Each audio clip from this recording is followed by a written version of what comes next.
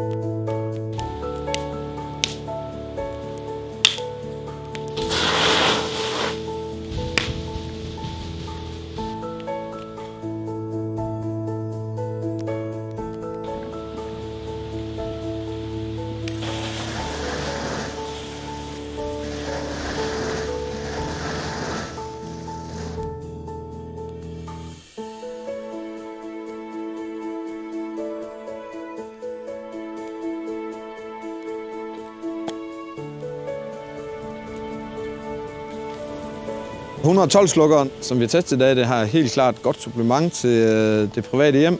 Den kan slukke mange af de her brande, som opstår på komfurer og andre steder, fjernsyn, tv, i det private hjem. Og den har en rigtig god slukningseffekt på de ting.